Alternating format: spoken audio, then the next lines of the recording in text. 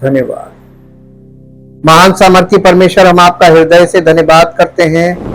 आपके उस महान नाम की महिमा हो, आपकी अद्भुत सामर्थ प्रकट होकर हमारे बीच में कार्य करे और हर एक विश्वासी प्रभु आपकी महिमा के लिए तैयार हो सके, हर एक जिंदगी आपकी महिमा के योग्य बन सके, हर एक परिवार आपकी महिमा का कारण बने और हर परिवार में प्रभु उन्नति और सफलता आपकी ओर से आए, आपकी बरकतों की बारिश हो परिवारों में और ये बात लोगों के जीवन से, परिवारों से साबित हो कि वे आपके राज्य के वारिस बन रहे हैं।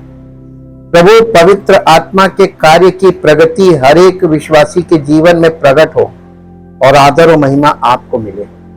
सारी महिमा आपको देते हैं। धन्यवाद के साथ प्रार्थना को प्रभु यीशु मसीह के पवित्र नाम से मांगते हैं, आमीन। सबको जय मसीह की।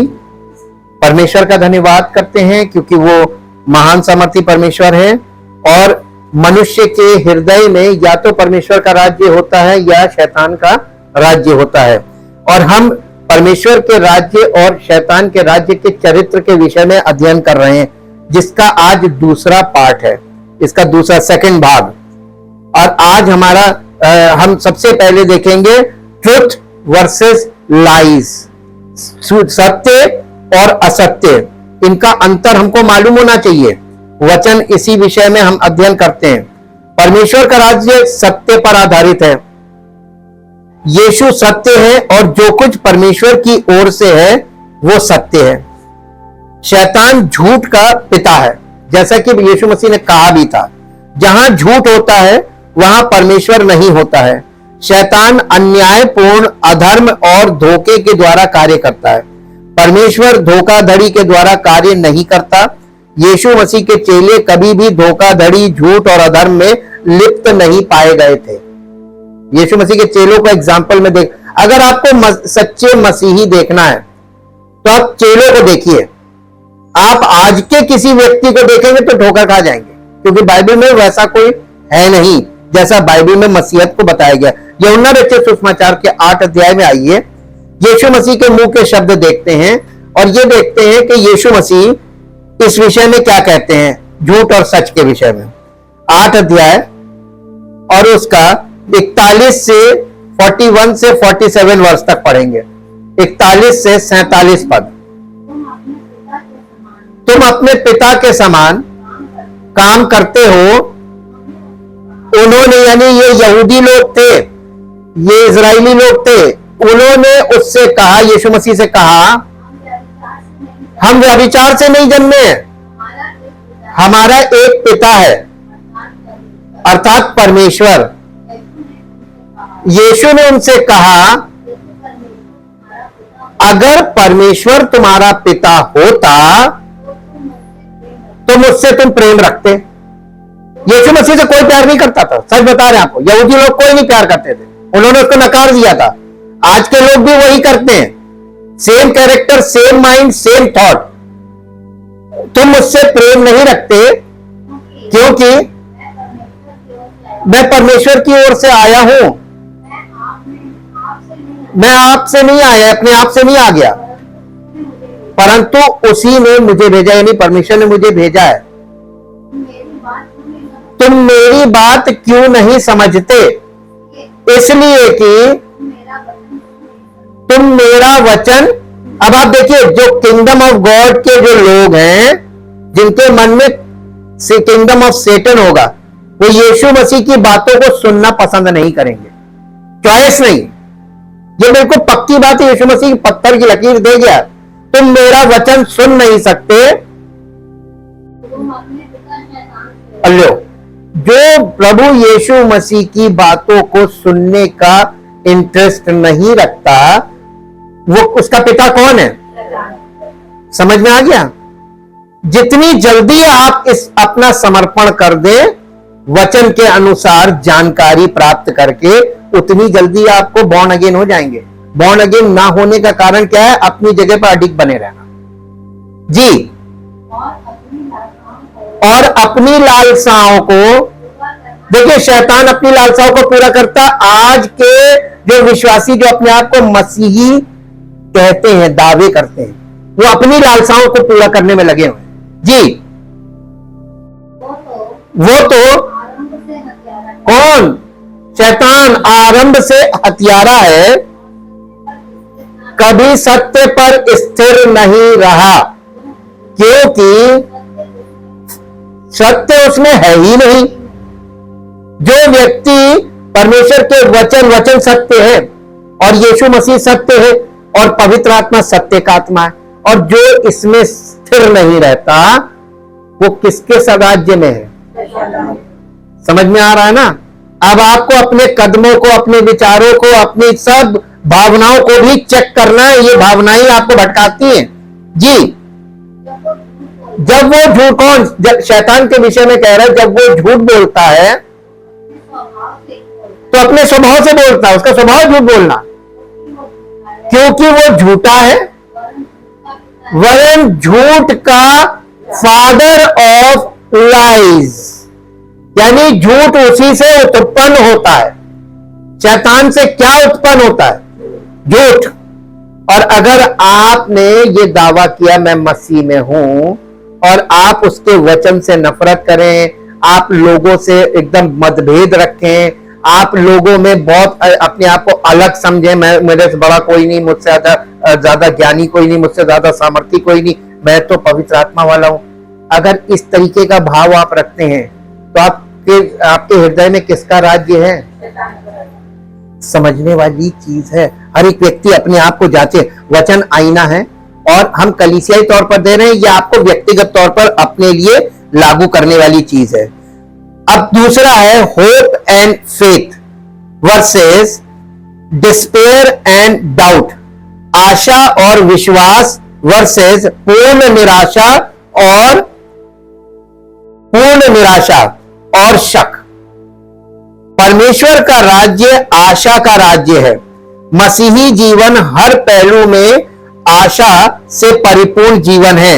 जहां पर देखिए, अगर आप अपने आप को मसीही मानते हैं और लोगों के बीच में अपने आप को मसीही कहलाते हैं कि मैं मसीह में हूं, मैं विश्वासी हूं, और आप आशा नहीं रखते, अरे ये सुधरेगा नहीं, अरे ये बदल नहीं सकता, अरे ये नहीं हो सकता। किसान को देखा आपने? मौसम खराब हो सकता है, खड़ी फसल खराब हो जाती है, लेकिन किसान खेती करता है, कैसे करता है? आशा। बिना आशा के तो जीवन है ही नहीं। आप एक ही सिचुएशन में हार मान ले कि नहीं, अब कुछ नहीं हो सकता, अब तो सब गया, तो आप मसीह में नहीं है। मसीह में होने का मतलब सब कुछ बर्बाद हो जाए, फिर भी प्रभु हमको सब कुछ नया करके दे सकता है। पुनरुत्थान की सामर्थ्य है उसके पास, आप हर चीज को फिर से नया बना सकता है। तो आप मसीही कहलाते हैं, लेकिन आपके अंदर आशा ही नहीं है, आप निराशा से भरे हुए हैं। आपने अपनी परिस्थितियों के कारण, अपने दशा को देखकर अपने आप को निराशा से भर लिया, नहीं अब कुछ नहीं होगा, अब बेकार है, हम कहां जाएं, हम बेकार हैं, हम तो सब खत्म है। अरे व्यक्तिगत तौर पर आपको अपने परिवार में इस चीज का नमूना बनना चाहिए। मैं तो प्रभु पर विश्वास रखूंगा क्योंकि मुझे उससे हमेशा आशा है। और ये आशा के ऊपर दाऊद ने भजन लिख दिए, जहां परमेश्वर की उपस्थिति है वहां आशा है। हर जगह आशा नहीं मिलेगी। आशा कहां मिलेगी? जहां परमेश्वर की उपस्थिति होगी वहां आशा होगी। परमेश्वर जो कहता है या करता है वो सब आशा से उत्पन्न होता है। लेकिन शैतान का राज्य घोर निराशा, अंधकार और अविश्वास और शक से भरा है। जहां घोर निराशा, अंधकार, अविश्वास और शक है, वहां परमेश्वर कार्य नहीं करता है। इब्रानियों की पत्री उसका 11 अध्याय और उसका 6 पद पढ़ दीजिए, हिंदी में और फिर इंग्लिश में। इब्रानियों की पत्री 11 अध्याय और उसका 6 पद, हिंदी में फिर इंग्लिश में। और विश्वास बिना परमेश्वर को प्रसन्न करना इम्पॉसिबल है, अनहोना है, क्योंकि परमेश्वर की उपस्थिति में आने वाले को पहले तो यह विश्वास करना चाहिए कि परमेश्वर वहां पर उपस्थित है। आप कलीसिया में आते हैं तो आप किस आशा से आते हैं? अब देखो, आप प्रार्थना कराएंगे, अब प्रभु होगा तो करेगा, नहीं होगा तो फिर वापस आएंगे रोते पीटते। निराशा से भरे आते तो निराशा से भरे यही वापस जाएंगे। आपका मन निराश है तो आपके अंदर आशा क्यों नहीं? आप परमेश्वर की उपस्थिति में आ रहे हैं तो आपको आशा रखनी चाहिए ना। और आशा नहीं तो विश्वास कहां से होगा? क्योंकि आशा का ही दृढ़ निश्चय विश्वास है। जब आपके अंदर आशा का दृढ़ निश्चय होगा, इब्रानियों 11 अध्याय का पहला ही पद है, अब विश्वास आशा की हुई वस्तु का दृढ़ निश्चय और अनदेखी वस्तु का प्रमाण है। यही विश्वास है। आपने जो चीज नहीं देखी उस पर उसकी आशा कर रहे हो, दृढ़ निश्चय है कि प्रभु देगा, यही तो विश्वास है। तो आपके अंदर क्या विश्वास है? आशा नहीं तो विश्वास नहीं। आशा विश्वास की पहला स्टेप है जी। इंग्लिश में, but without faith it is impossible to please and be satisfactory to him, for whoever would come near to God must necessarily believe that God exists, यानी परमेश्वर वहां पर है जी, and that he is the rewarder of those who earnestly and diligently seek him out, यानी जो अपने संपूर्ण हृदय से उसको खोज रहा है, परमेश्वर उसको मिलेगा। परमेश्वर की उपस्थिति में आने वाले को विश्वास करना चाहिए कि हम परमेश्वर से मुलाकात करने जा रहे हैं। यही विश्वास नहीं होता, आ गए। और इसीलिए जहां पर परमेश्वर की उपस्थिति नहीं, वहां पर अव्यवस्था फैलती है। अब तीसरे पार्ट में हम आते हैं, humility and brokenness versus haughtiness and pride, विनम्रता और टूटा हृदय और वर्सेस अक्खड़पन या घमंड और गर्व। ये दो चीजों को हम लोग डिस्टिंग्विश कर रहे हैं ना। एक परमेश्वर के राज्य में एक चीज है तो दूसरी चीज शैतान के राज्य में है। यीशु ने कहा, मुझसे मन में दीन और नम्र होना सीखो। कहा मत्ती रचित सुसमाचार के 11 अध्याय के 28वें पद में। और वहां पे उसने बोला, मुझसे सीखो क्योंकि मैं मन में नम्र और दीन हूं। तो यीशु मसीह से आपने क्या सीखा? दीन होना सीखा ही नहीं। आज देखिए कलीसियाओं में लोग कैसी घमंड भरी बातें कर रहे हैं, गर्व प्रकट कर रहे हैं, जबकि परमेश्वर की उपस्थिति में आने पर दीनता और नम्रता होने की भाव गलत निकल रहा है ना। हृदय का भाव अगर आपकी लाइफ में गलत रिप्रेजेंट हो रहा है तो आपके हृदय में किसका राज्य है जी?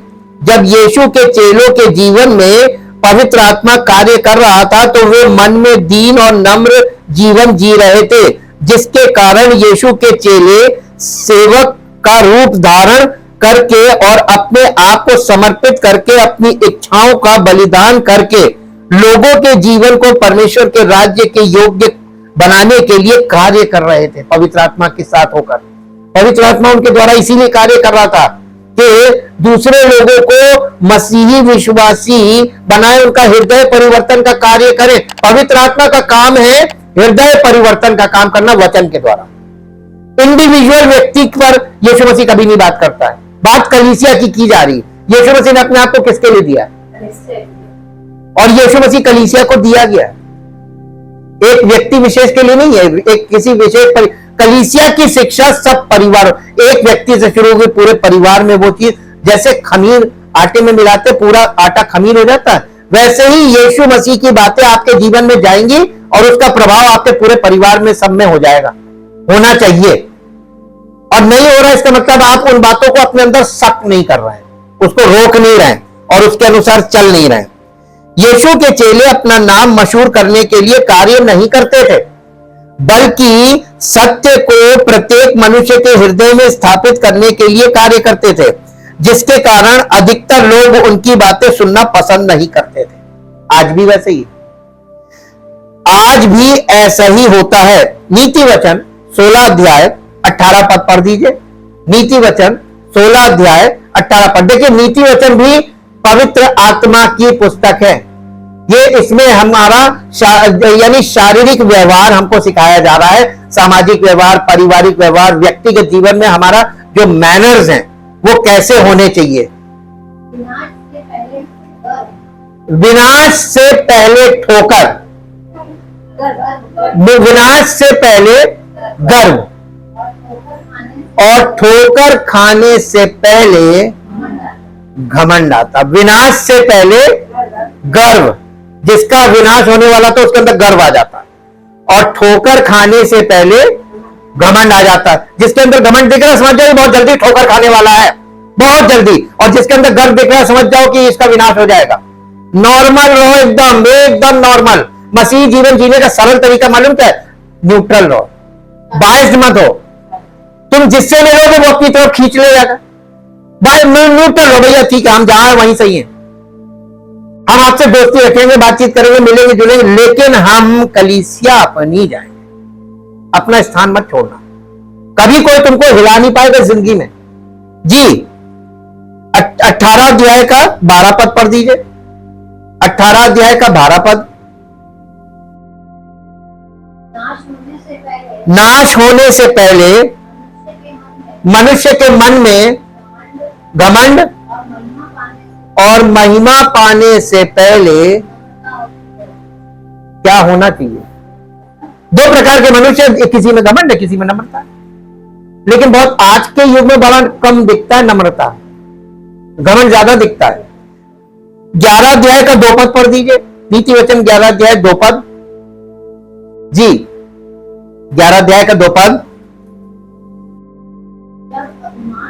जब अभिमान होता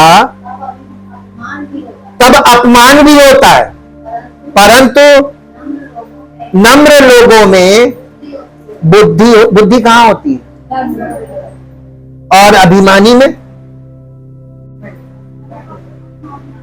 नम्र लोगों में बुद्धि। अगर आपको बुद्धि किसी से चाहिए, नम्र लोगों के पास जाइए, अभिमानियों के पास कभी मत जाइएगा, क्योंकि प्रभु उनके विरोध में रहता है। नीति वचन 6 अध्याय का 16 से 19 पद पढ़ेंगे। 16 अध्याय का 16 से 19 पद। 6 अध्याय का 16 से 19 पद।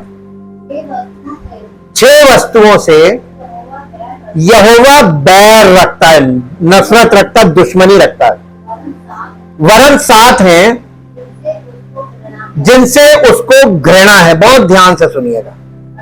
अर्थात घमंड से चढ़ी हुई आंखें, झूठ बोलने वाली जीभ, और निर्दोष का लहू बहाने वाले हाथ, और अनर्थ कल्पना गढ़ने वाला मन। आपके मन में विचार पैदा होते रहते हैं और आप उसको गढ़ते रहते हैं। गढ़ने का मतलब आप अपने विचारों में कह रहे हो उसने ये किया होगा, उसने ऐसा किया होगा, मेरे खिलाफ बोलता है, उसने मेरे खिलाफ ये किया।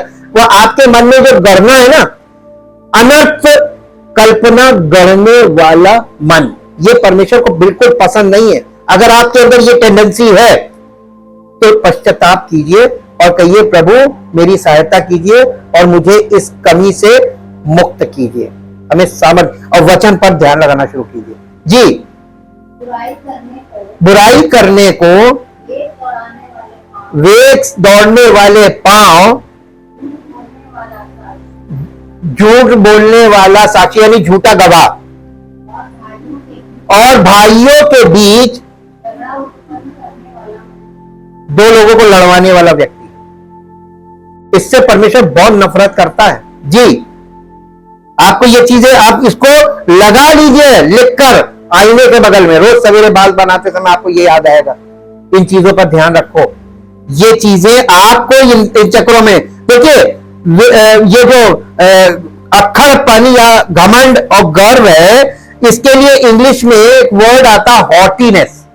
हॉटीनेस अगर आप नीति वचन और उसका 11 अध्याय का 2 पद पढ़ दीजिए, नीति वचन 11 अध्याय का 2 पद इंग्लिश में पढ़ दीजिए, 11 का 2, ये हॉटीनेस है।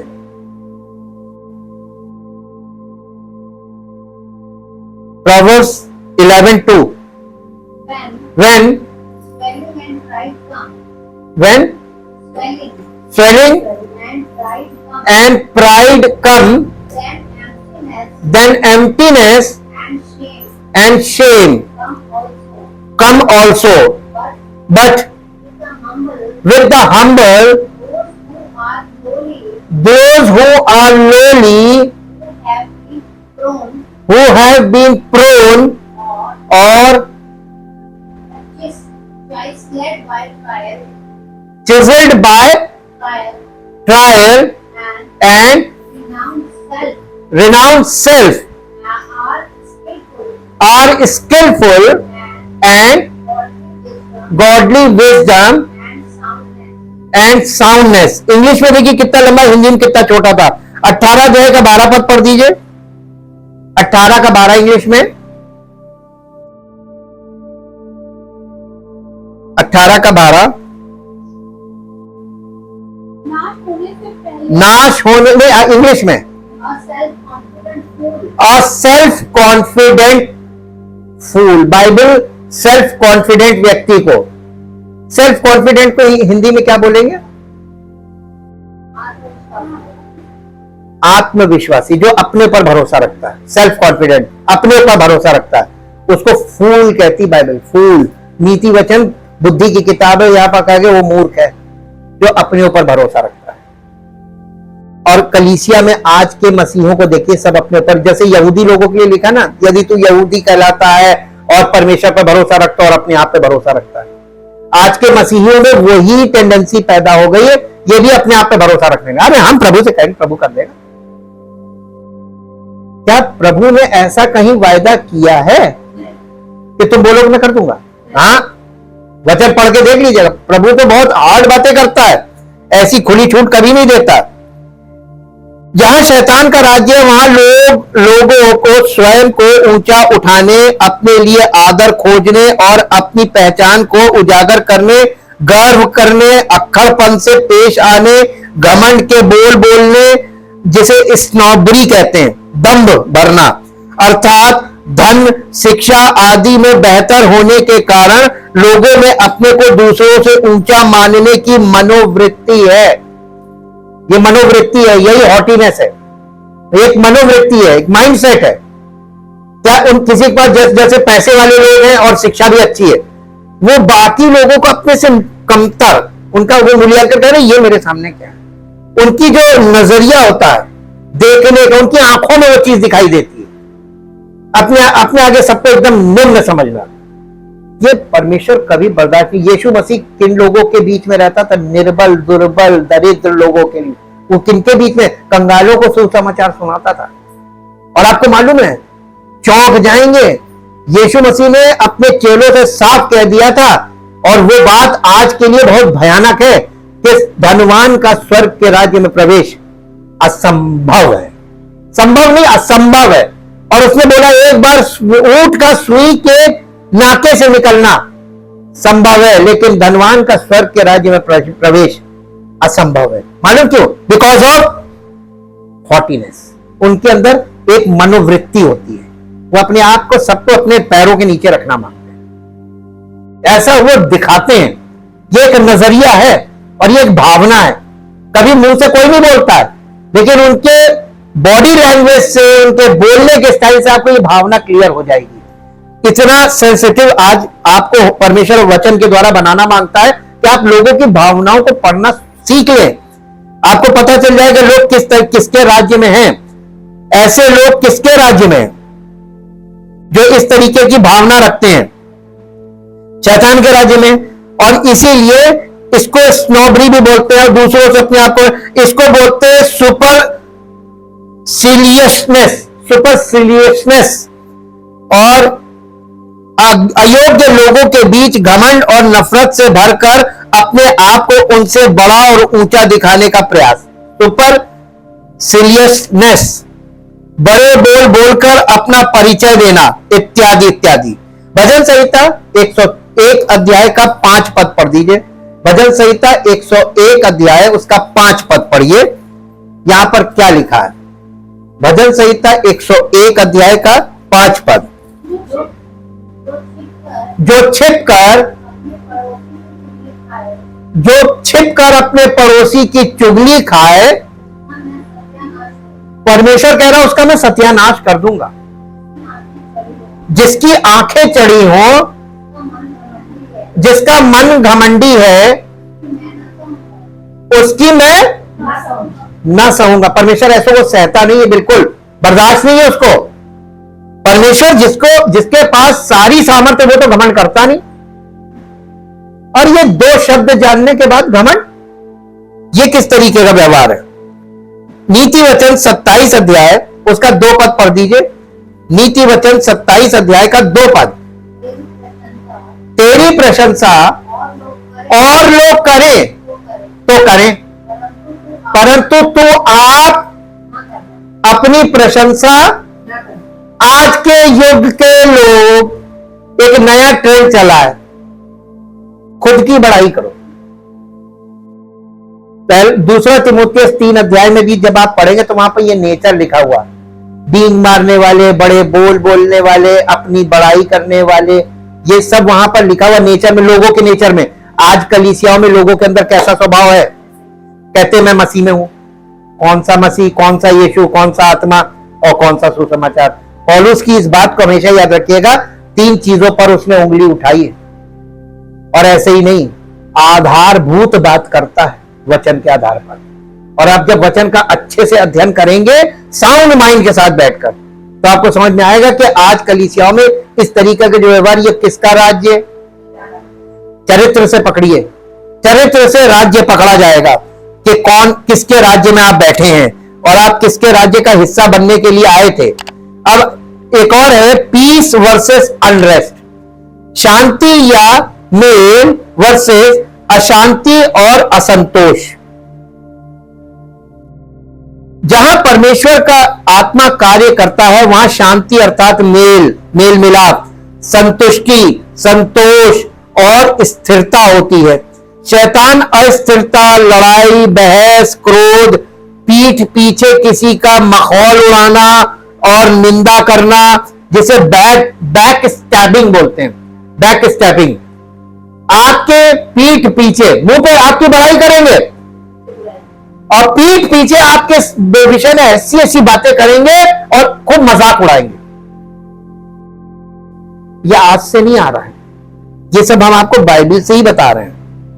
विरोध की भावना रखते हैं, एंटागोनिज्म इसको बोलते हैं। विरोध की भावना रखना एंटागोनिज्म, ईर्ष्या, मन में अशांति और असंतुष्टि उत्पन्न करता है। शैतान के राज्य में आप होंगे तो यही सब आपके हृदय में उत्पन्न होगा। लूका रचित सुसमाचार उसका 21 अध्याय 34, 35 और 36 3 पद पढ़ दीजिए। लूका रचित सुसमाचार के 21 अध्याय का 34, 35 और 36 पद।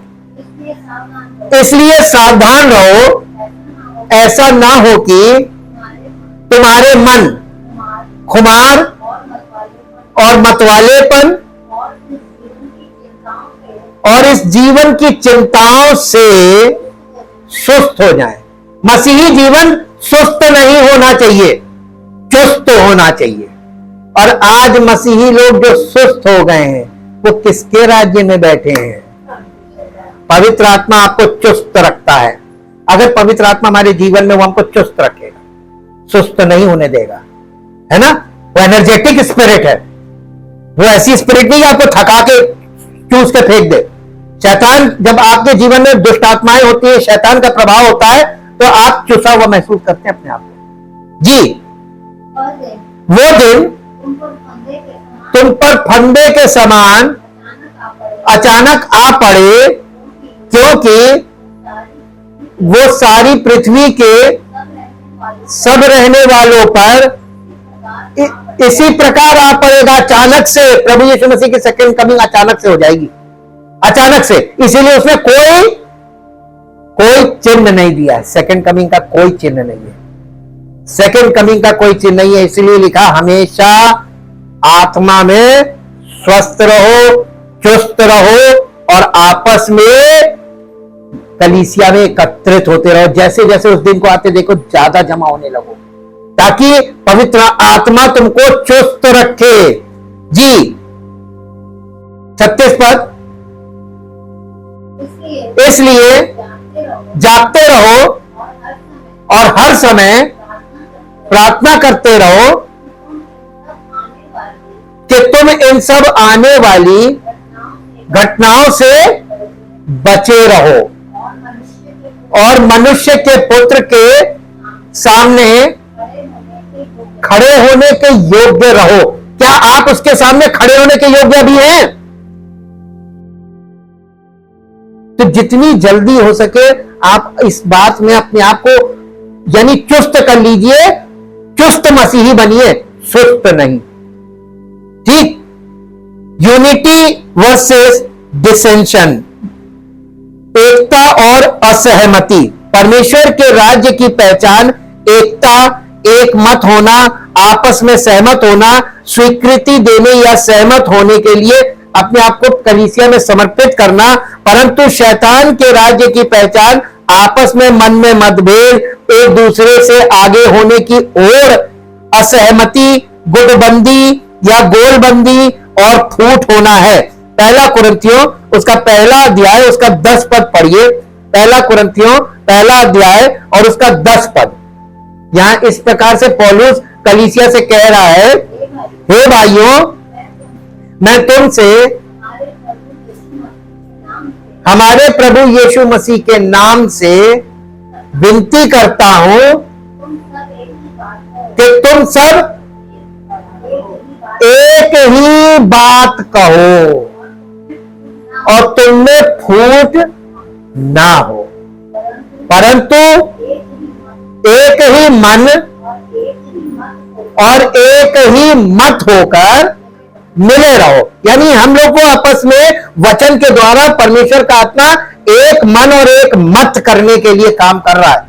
अलग अलग मत नहीं कि कोई विश्वासी कर, हम अपने तरीके से प्रभु पर विश्वास करते हैं, आप अपने तरीके से कर लो।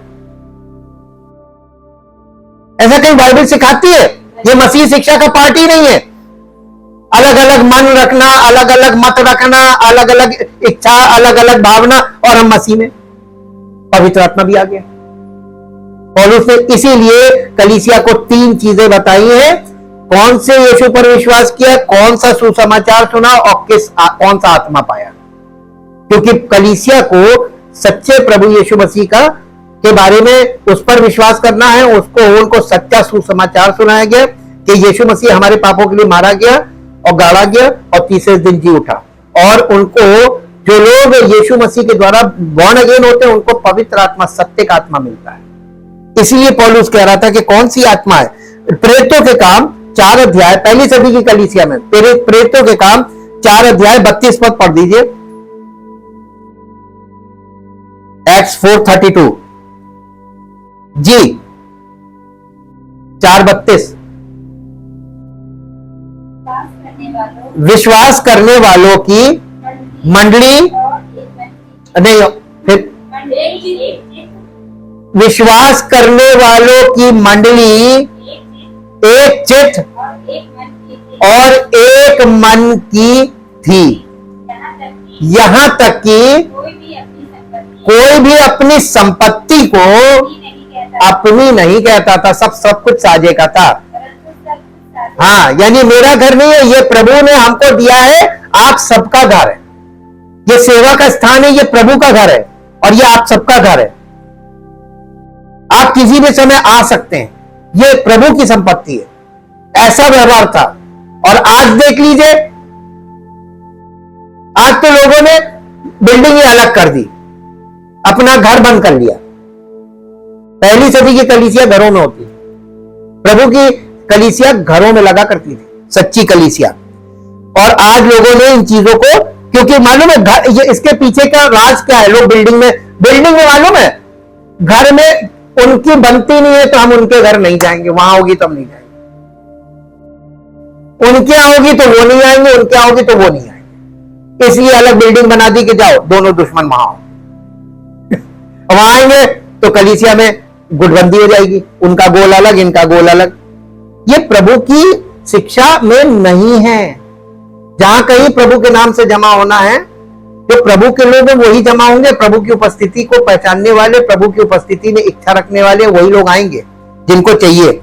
जेंटलनेस वर्सेस हार्डनेस, सौम्यता और कठोरता। जहां परमेश्वर का आत्मा कार्य करता है वहां लोगों के हृदय में सौम्यता, हृदय में नम्रता, सहानुभूति अर्थात अन्य व्यक्तियों की भावनाओं को समझने की क्षमता, हमदर्दी, दया और अनुग्रह पनपता है।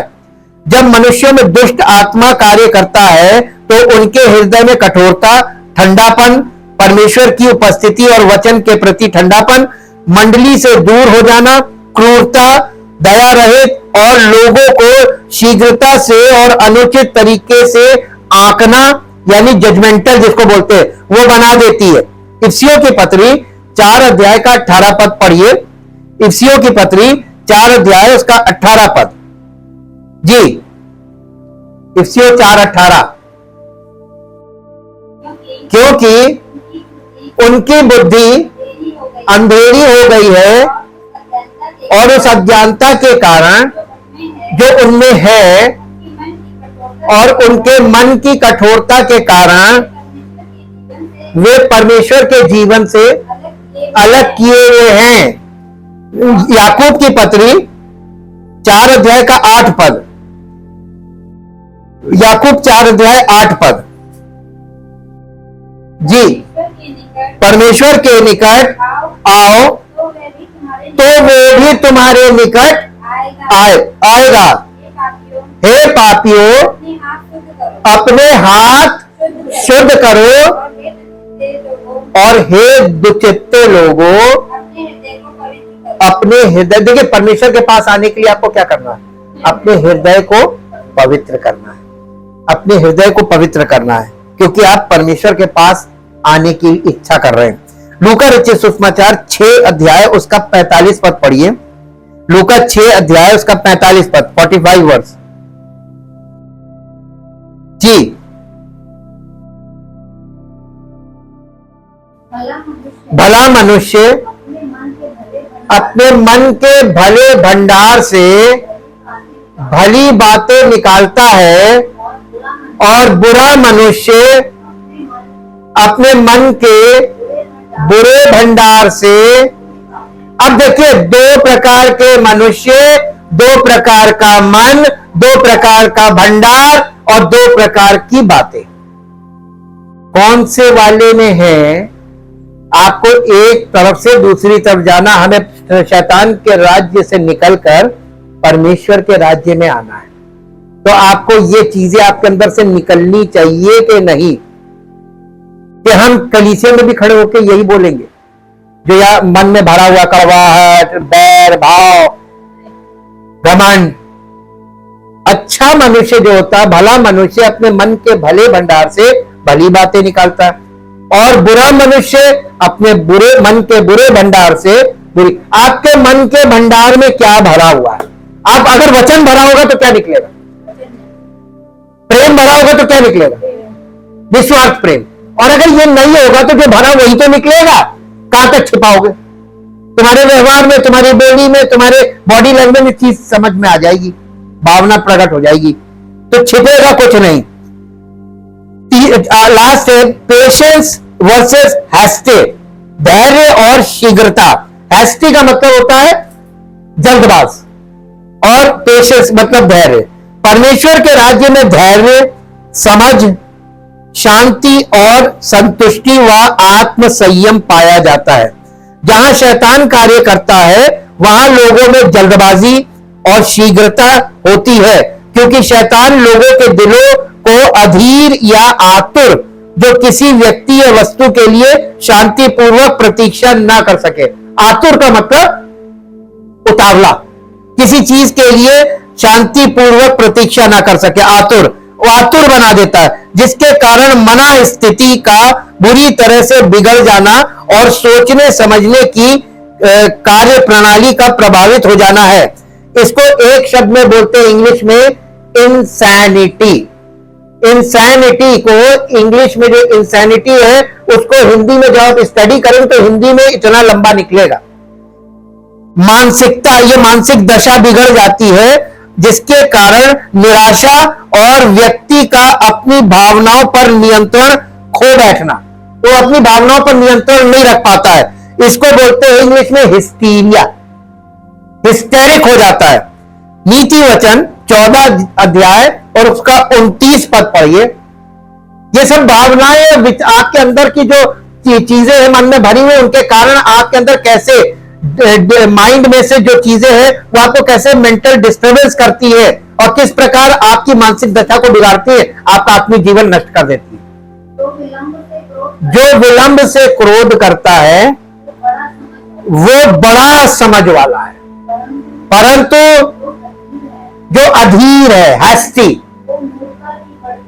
वो उसके द्वारा हमेशा जो भी वो करेगा, बोलेगा, कदम उठाएगा, निर्णय लेगा, सब मूर्खता। अपना गोड़ देगा, खुद ही अपना परिवार गोड़ देगा, अपना खुद का जीवन गोड़ देगा, अपना सामाजिक जीवन गोड़ देगा, सब गोड़ देगा, सब नाश कर लेगा अपना। 19 अध्याय, नीति वचन 19 अध्याय का 2 पद पढ़ दीजिए। 19 अध्याय का 2 पद। मनुष्य का ज्ञान रहित रहना अच्छा नहीं है, और जो उतावली से दौड़ता है वो चूक जाता है। चूक किससे होती है?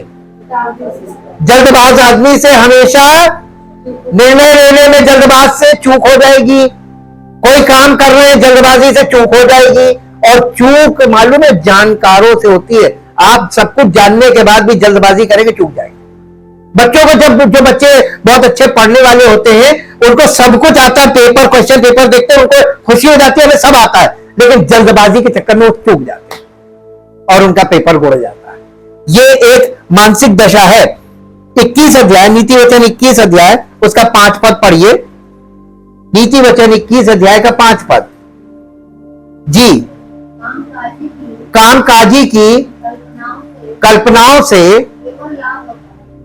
कामकाजी व्यक्ति केवल कल्पना करता है, उसी से लाभ हो जाता है, परंतु उतावली करने वाले को केवल घटी होती है।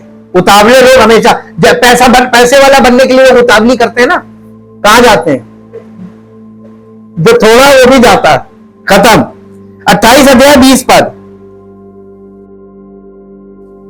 किसी काम में कभी उतावली मत कीजिएगा। परमेश्वर का राज्य धीरज का है। सच्चे मनुष्य पर बहुत आशीर्वाद होते हैं, परंतु जो धनी होने में उतावली करता है वो निर्दोष नहीं ठहरता। आजकल के लोगों में उतावली है, जल्दी से हम ऊंचे पे चले जाए, जल्दी से हम ढेर सारा पैसा, ये होड़ लगी हुई है। दूसरे उसके पास कैसे है, हम भी कुछ कर रहे हैं। लोग उधर से लोन लिया, चीज हम भी लेंगे, देखा देखी। लास्ट है सर्टेनिटी वर्सेस अनसर्टेनिटी, निश्चितता और अनिश्चितता। परमेश्वर के राज्य में उद्धार की निश्चितता है, सुरक्षा की निश्चितता है और संतुलन होता है। शैतान के राज्य में अनिश्चितता, असंतुलन, संशय, उद्देश्य विहीनता होती है। शैतान जहां कार्य करता है उसका सबसे बड़ा चिन्ह है भय का प्रभाव होता है। जहां परमेश्वर का आत्मा कार्य करता है उस व्यक्ति के हृदय में पवित्र आत्मा के कार्य का फल अर्थात आत्मा का फल उत्पन्न होता है। गलातियों की पत्री 5 अध्याय उसका 22 और 23 पद आप घर में पढ़ लीजिएगा। याकूब की पत्री 5 अध्याय उसका 7 से 11 पद तक पढ़िए। याकूब की पत्री 5 अध्याय का 7 पद से 11 पद तक। जी, इसलिए हे भाइयों, प्रभु के आगमन तक, कब तक? प्रभु के आगमन तक आपाधापी मत करो और जल्दबाजी मत करो, मजबूती से मसीहत में आगे बढ़ो, है ना। ये वो दौड़ है जिसमें हमें धीरज से दौड़ना। कैसे दौड़ना है? धीरज से, उतावले होके नहीं। जी, देखो किसान पृथ्वी की बहुमूल्य फसल की आशा रखता हुआ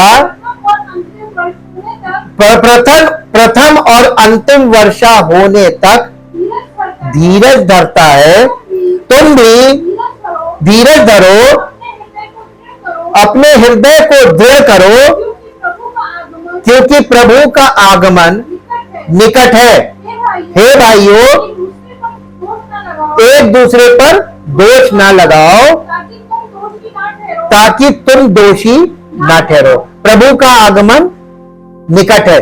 धीरज से अपने हृदय पर काम करो, वचन लो और अपने हृदय को चेक करो और जिस चीज की कमी है उस पर काम करो। प्रभु, हमें ये कमजोरी है, ये दुर्बलता है, ये हमारी वैचारिक कमजोरी है, ये हमारी मानसिक कमजोरी है, ये हमारी भावनात्मक कमजोरी है, और इन चीजों से प्रभु हमें आपके वचन के द्वारा सामर्थ्य भी मिलती है और हमें नए जीवन के लिए जीवन जीने की आशा उत्पन्न होती है कि प्रभु आपके अनुग्रह में बढ़े और पवित्र आत्मा के फल हमारे हृदय में उत्पन्न हो ताकि आपकी महिमा हो। धन्यवाद करते पिता परमेश्वर आपके सब पवित्र वचनों के लिए, और आपके वचन के द्वारा जो हमें प्राप्त होता है वो नए जीवन में हमें क्या क्या करना है, अपने हृदय रूपी खेत में हमें काम करना है और हमें इसमें से इन सब पत्थरों को जो नेगेटिव्स है,